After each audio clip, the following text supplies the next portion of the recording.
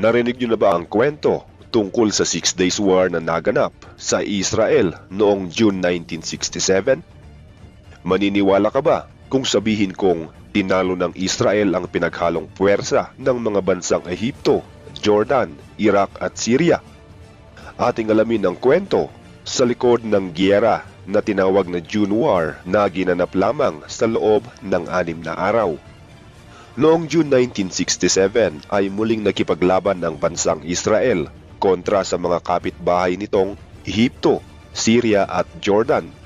Ang mga bansang ito ay dating kilala sa tawag na United Arab Republic. Ang labanang ito ang pangatlong Israel at Arab War. Bakit nga ba muling nagkaroon ng giyera sa mga bansang ito? Dahil nga sa pagkatalo ng mga Arab countries laban sa Israel noong 1948 ay naging mainit ang kanilang pakikitungo sa bawat isa. Itinuring na ng mga bansang ito na sila ay mortal na magkaaway. Bago pa man nagumpisa ang pangatlong digmaan ay palaging may away ang Israel at ang mga Arab countries sa hangganan ng kanilang teritoryo. May mga kaso na inaatake ng mga karatig bansa ng Israel ang hangganan ng kanilang teritoryo. Kaya napipilitan silang ipagtanggol ito at nakikipagbakbakan sa mga nagtatangkang agawin ang kanilang nasasakupan. Ngunit ang isang itinuturing na ugat ng digmaang ito ay ang Straits of Tiran. Ito ay isang anyong tubig na lagusan at ginagamit ng Israel na daanan para mailabas ang kanilang produktong langis para ibenta sa ibang bansa. Naunang sinalakay ng Israel noong 1956 ang Sinai Peninsula sa dahilang para malaya silang makapaglayag sa Straits of Tiran. Noon kasing 1950 ay pinagbawal ng Ehipto ang mga Israelitang dumaan sa rutang ito patungo sa Red Sea, kaya sila sinalakay ng Israel. Noong panahong iyon ay puwersahang napatras ang Israel, ngunit sa tulong ng United Nations ay nabigyan sila ng kalayaang gamitin ang Straits of Tiran.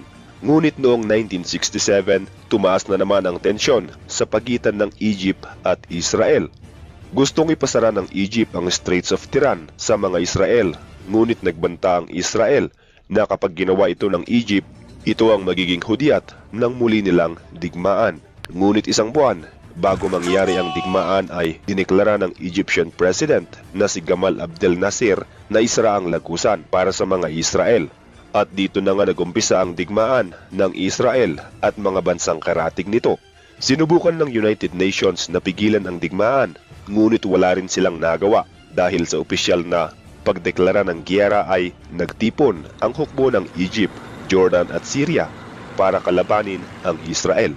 Isang linggo bago magumpisa ang labanan ay ibinalita ng Soviet Union sa Egypt na ang Israel ay naghahanda ng hukbong militar para sakupin ang Syria, na mas lalong nagpainit ng komprontasyon ng Israel at mga karatig bansa.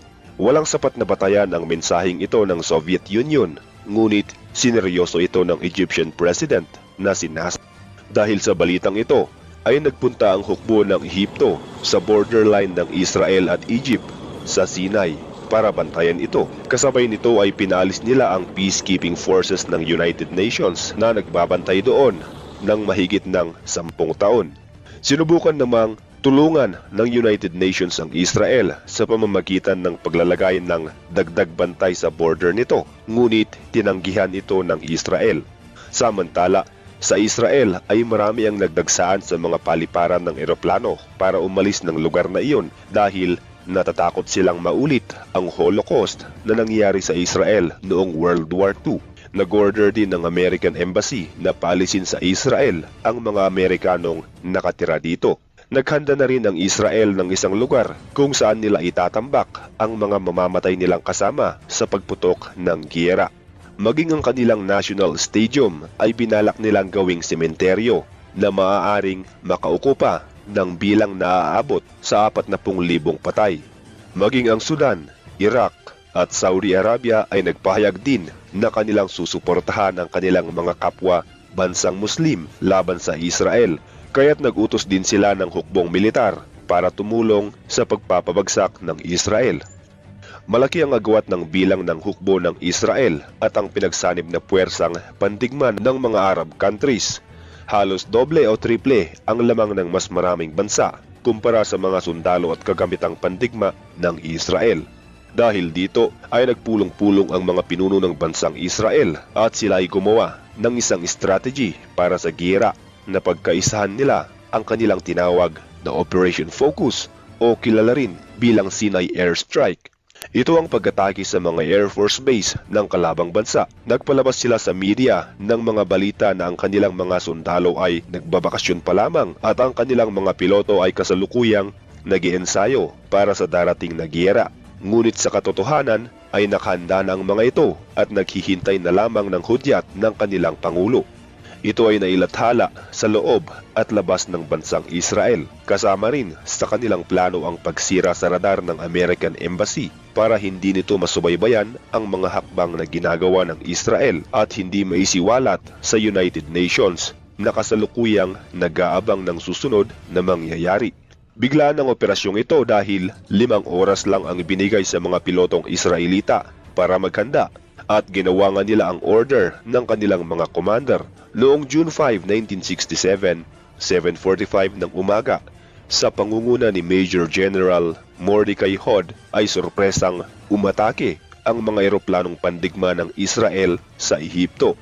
Inatake nila at binombahan ang mga Air Force bases ng Egypt. Maraming eroplanong pandigma ng Ehipto ang hindi pa nakakalipad ay pinasabog na ng Israel Air Force. Sunod-sunod ang kanilang ginawang pag-atake at tuluyang nasira at nawalan ng silbi ang Air Force ng Egypt sa loob lamang ng 3 oras. Bilang pagganti ay pinalipad din ng bansang Jordan at Syria ang kanilang mga piloto para atakihin ang Israel. Ngunit sinabayan ito ng Israel sa pamamagitan ng pagbomba rin sa mga Air Force bases ng Jordan at Syria.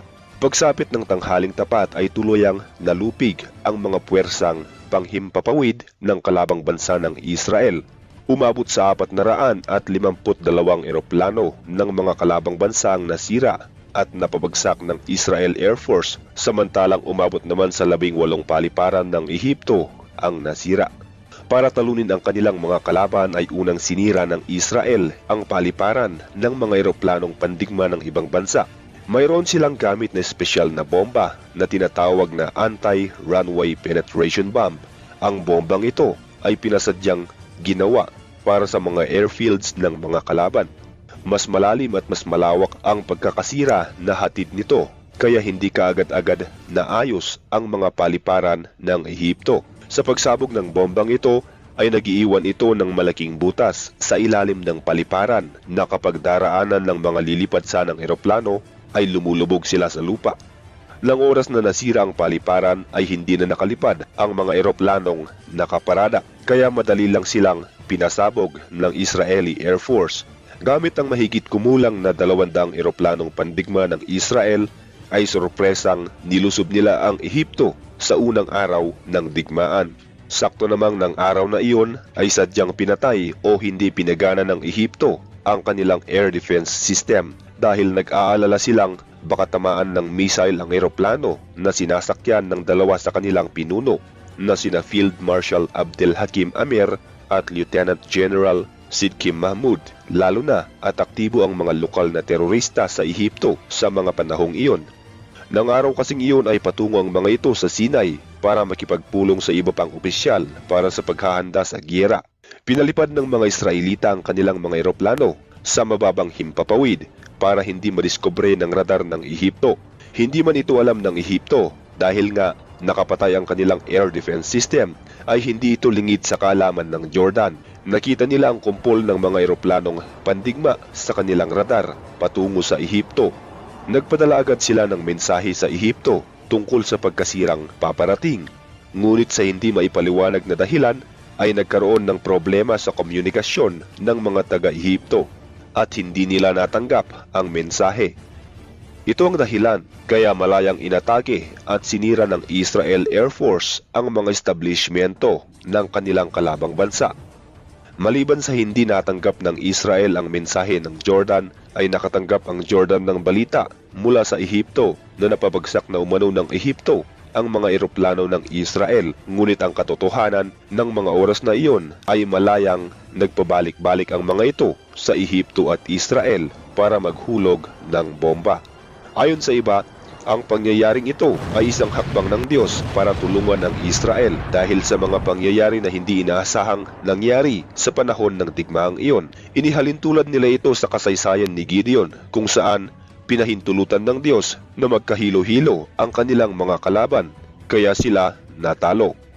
Ang Operation Focus ng Israel ang may pinakamalaking tulong sa kanilang pagkapanalo laban sa mga bansang nakapalibot sa kanila. Umabot lamang sa 19 na eroplano ang nasira sa panig ng bansang Israel pagkatapos ng operasyong ito, samantalang umabot sa kulang-kulang na 400 eroplano ang nasira sa puwersa ng Ehipto, Iraq, Jordan at Syria. Sinasabi ng ilan na sa unang araw pa lamang ay natalo na ang bansang Ehipto at ang mga kaalyado nito nang malipol ang kanilang puwersa panghimpapawid. Habang abala ang labanan ng mga eroplano ay mainit din ang bakbakan sa border ng Israel at Jordan sa West Bank at sa Israel at Ehipto sa Sinai.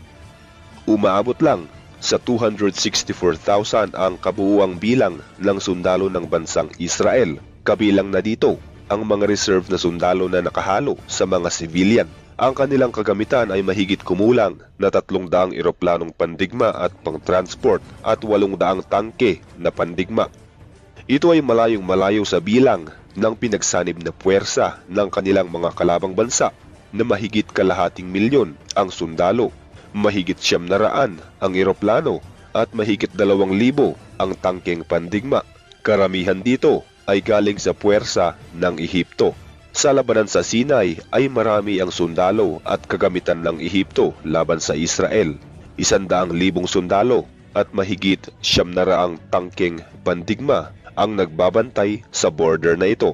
Dahil dito ay naisip ng Israel na pagtuunan ito ng konsentrasyon, kaya ipinaharap nila dito ang karamihan sa kanilang puwersa na umaabot sa 70,000 sundalo at 700 tangke pandigma. Kasabay ng sorpresang paglusob ng Israel Air Force ay binanatan rin ng Israel Defense Force ang grupo ng Ehipto na nakabantay sa Gaza Strip at sa gitnang bahagi ng Sinai Peninsula. Isa rin itong taktik na ginamit ng Israel para may panalo ang giyerang ito, maliban pa sa maagang pagpapabagsak ng Air Force ng mga kalabang bansa. Noong mga naunang labanan ay palaging sa bandang gitna at timog ng Sinai Peninsula ang kalimitang battlefield, kaya ito ay protektado ng Ehipto. Naglagay sila ng maraming minefields at mga pillboxes, pandagdag protection dito. Pinaghandaan nilang depensahan ang mga rutang ito, ngunit kabaliktaran ng kanilang ekspektasyon ang nangyari. Unang inatake ng Israel ang pinakahilagang bahagi ng Sinai, ang Gaza Strip. Pinasok nila ang Khan Yunis. Inakala ng Ehipto noong una na ito ay isang distraction lamang para maalis ang kanilang pagbabantay sa timog at sa gitnang bahagi ng Sinai. Ngunit nagkamali sila dahil mula rito ay nagpatuloy ang pagpasok ng hukbo ng Israel papunta sa loob ng Sinai. Sinubukan ng Ehipto na pigilan ng Israel sa pag-atake at nagawa sana nila iyon.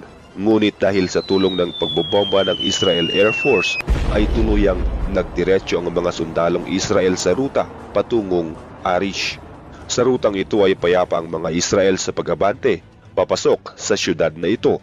Noong una ay tahimik ang paligid dahil wala silang nakitang senyales na may kampo ng kalaban dito.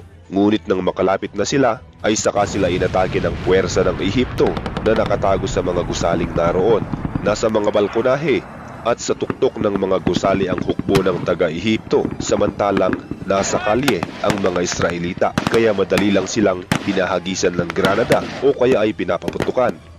Nahirapan umano ang mga Israelita dito, ngunit nagawa rin nilang makaabante at makontrol ang sitwasyon pagdating ng kanilang reinforcement. Pagkatapos ay nahati ang grupo ng mga Israelita.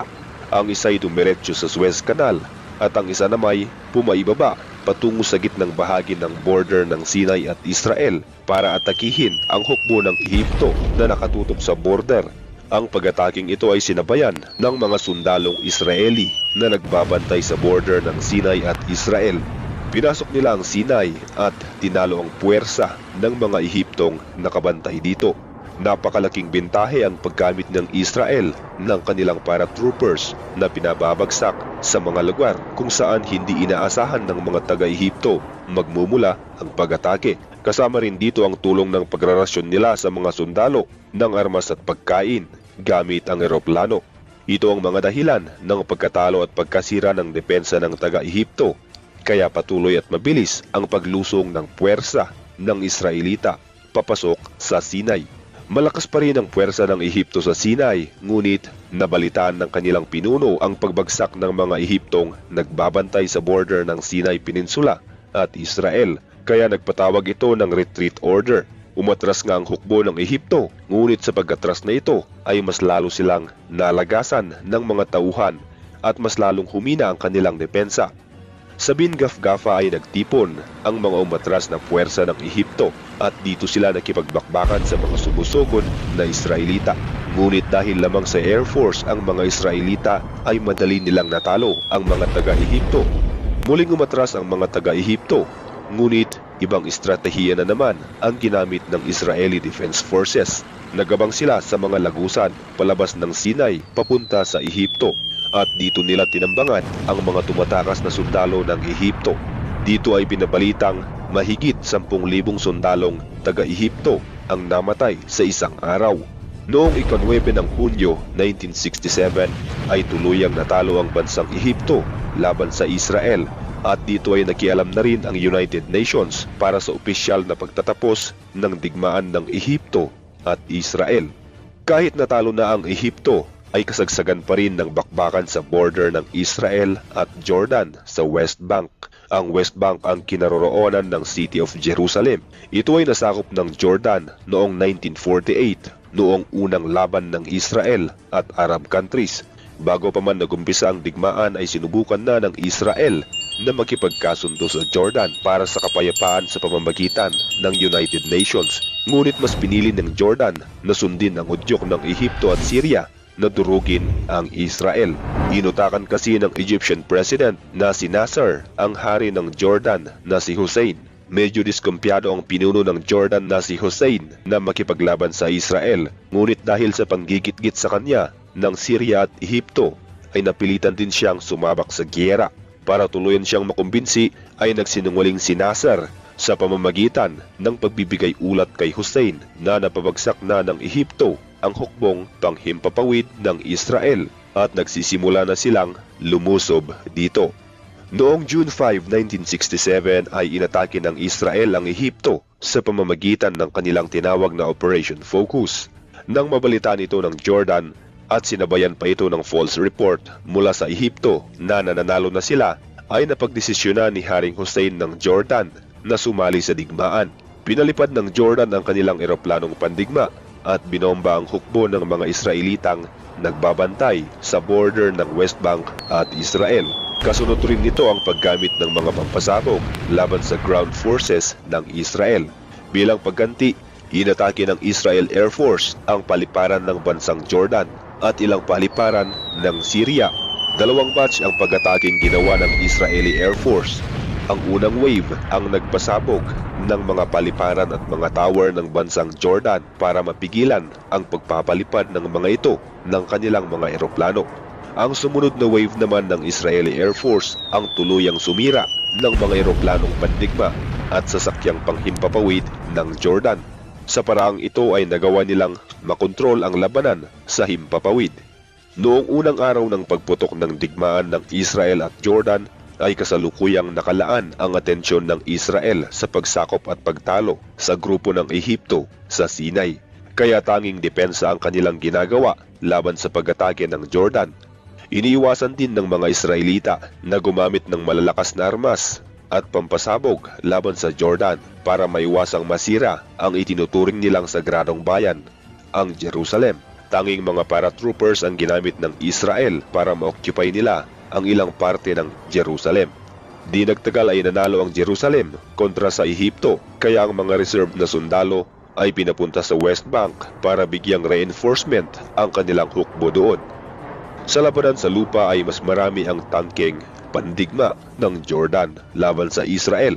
Ngunit dahil kontrolado na ng Israel ang himpapawid, ay madali lang nilang nalupig ang mga tangkeng pandigma ng Jordan. Bago pa man ito mangyari ay una nang nagpadala ng isang batalyon ang bansang Jordan sa Government House sa Jerusalem at puwersahang itinake over ang pamamahala rito mula sa United Nations Observer na nakatalaga doon. Dahil dito ay ito ang unang pinagtuunan ng Israel ng atensyon para bawiin sa kamay ng Jordan. Sa tulong ng mga paratroopers gamit ang kanilang sasakyan panghimpapawid ay pinaligiran nila ang Jerusalem. Nagkaroon ng matinding labanan dito, ngunit sa bandang huli ay ang bansang Israel pa rin ang nagtagumpay. Binalak pa umano ni Hussein na ipagpatuloy ang pakikipagdigma sa Israel at depensahan ang West Bank para hindi tuluyang maangkin ng Israel ang lugar na ito. Lalo pa at nalaman nito ang balak ng United Nations na mag-order ng ceasefire. Inaasahan ni Hussein na kapag nagkaroon ng ceasefire ay mapapasa kanya ang West Bank, ngunit nalaman din ito ni Moshe Dayan ng Israel kaya pinaspasan nito ang pag-utos sa mga Israelita na sakupin ng West Bank, lalo na ang Jerusalem. Kaya noong June 7, 1967 ay tuluyang pinatras ni Hussein ang kanyang mga tauhan. Nilisan nila ang Jerusalem, Bethlehem, Hebron at mga karatig na lugar, kaya nakuha ito ng Israel nang walang naganap na labanan. Sa hindi inaasahang pangyayari ay nasakop ng Israel ang West Bank kung saan mas lalong lumawak ang kanilang teritoryo ng taong iyon. Noong June 9 naman ay nasimulan ang opisyal na labanan ng Israel at Syria. Kahit na may mga pasulpot-sulpot na putukan ang Syria at Israel mula June 5 hanggang June 8 ay hindi pa sila seryosong naglalaban. Kagaya ng ginawa ng Israel laban sa Jordan noong kasagsagan ng kanilang opensa laban sa Ehipto ay tanging depensa lang ang kanilang ginawa sa Golan Heights. Ito ang lugar kung saan umaatake ang mga taga-Syria. Noong June 5, dahil sa false report na inilathala ng Ehipto na tinatalo na nila ang Israel, ay naudyukan ang leader ng Syria na atakihin ang hilagang bahagi ng Israel. Nagpalipad sila ng 12 eroplanong pandigma at binombahan ang ilang kampo ng Israelitang nakabase sa Galilee. Natulugan ng Israel ang pag-ataking ito at gamit ang Israel Air Force ay napatigil nila ito at napabagsak ang 3 Syrian fighting planes at 2 eroplano ng Lebanon na kasabay na umatake ng Syria at Jordan. Kinagabihan ng araw ding iyaon ay gumanti ang Israel at pinasabog nila ang karamihan sa mga paliparan at mga eroplano ng Syria. Dito napagtanto ng Syria na hindi totoo ang ibinalita sa kanila ng Ehipto na tinatalo nila ang Israel. Noong June 6 ay sinubukan ding umatake ng puwersa ng Syria sa Tel Dan, ang pinakadulong hilaga ng Israel, ngunit di rin sila makapasok at makaatake dahil maliban sa mga eroplano ng Israel na bumobomba sa kanilang hukbo ay may problema din sa kanilang komunikasyon. Ang ilang unit ay hindi sinusunod ang utos ng kanilang commander na umatake. Ang ilang tangke naman ay masyadong malaki para dumaan sa mga tulay na naroon at ang ilang tangke ay lumubog sa Jordan River. Noong June 7 at June 8 ay nagpulong ang pinuno ng Israel tungkol sa hakbang na kanilang gagawin sa Golan Heights kung saan nakaantabay ang Syrian Army. Dito ay nahati-hati ang kanilang opinyon. May mga leader na gustong atakihin ang hukbo ng Syria at mayroon ding hindi pumayag. Isa na dito si Dayan dahil naisip nitong maraming sundalong Israelita ang mamamatay bago nila ma-occupy ang lugar na ito. Ngunit dahil sa intelligence report na kanilang nasagap na sinabi umano ng Egyptian leaders sa Syria na tanggapin nito ang ceasefire ay lumakas ang kanilang loob na sugurin ang Golan Heights. Hindi nga nagtagal ay naglathala ang Syria ng ceasefire acceptance, ngunit binaliwala ito ng Israel. 4 na oras pagkatapos ideklara ng Syria ang ceasefire ay inutusan ni Dayan ang hukbong Israelita na sumugod patungong Golan Heights kahit na walang abiso ang kanilang gobyerno. Nahirapan ng pag-atake ang Israel sa Golan Heights dahil nga sa kanilang posisyon na mas mataas ang bundok na kinaroroonan ng mga Syrian Army. Ang Israel ay patuloy lang sa pagkabante kahit na malakas ang depensa ng Syria. Hindi naman sila makaatras dahil ang kanilang mga kasama na sumusunod sa kanila ay diretso lang ang pagkabante at hindi rin sila makapunta sa ibang direksyon dahil makipot ang kanilang dinaraanan at sila'y napapaligiran ng hukbo ng Syria. Naiulat pa ritong 3 tangke ng Israel ang pinasabog ng mga taga-Syria habang umaabante. Ngunit dahil sa tulong ng Israel Air Force ay nagawa nilang makaganti sa pagpapasabog sa sasakyang pandigma ng Syria. Hindi nga nagtagal ay nagawa nilang makapasok sa unang depensa ng Syria. Kalimitang malapitan ang labanan dito. Sa ganitong sitwasyon ay mas lamang ang mga sundalong Israelita dahil sa gamit nilang Uzi na mas madaling gamitin pag malapitan kumpara sa gamit ng Syrian na AK-47. Nagpatuloy ang labanang ito sa loob ng 7 oras at kinagabihan ng June 9 ay tuluyang nakapasok ang 4 na brigada ng sundalo ng Israel sa teritoryo ng Syria. Sa gabi ring iyon ay walang sinayang na oras ang Israel dahil patuloy ang pagpasok ng reinforcement sa kanilang ginawang kampo. Inilabas nila ang mga nasugatan at naghanda sa anumang retaliation ng Syria. Sa pagsikat ng araw ng June 10 ay nakapwesto na ang Israel para sa muling pag-atake sa second line of defense ng Syria. Ang kanilang kagamitang pandigma na naunang nagamit laban sa Ehipto at Jordan ay naka-refuel na at may dalang bagong supply ng armas. Maging ang mga sundalong nasugatan sa unang pag-atake sa pag-akyat ng Golan Heights ay napalitan na ng bagong hukbo. Ngunit bago pa man sila tuluyang muling umatake ay nakapagdeklara na ng ceasefire ang United Nations at dito tumigil ang digmaan. Noong June 10 ay may mga nayulat ding pangyayari na naabutan na ng mga Israelita na sadyang pinasabog ng mga taga-Syria ang kanilang mga kampo at sinunog ang kanilang mga dokumento para hindi makuha ng mga Israelita at saka inabandona ang kanilang pwesto. Noong June 10 ay opisyal na tinalo ng Israel ang 3 bansa na karatig nito. At ito nga ang konting impormasyon tungkol sa labanang naganap noong digmaan ng Israel at Arab countries na kilala rin bilang the June War.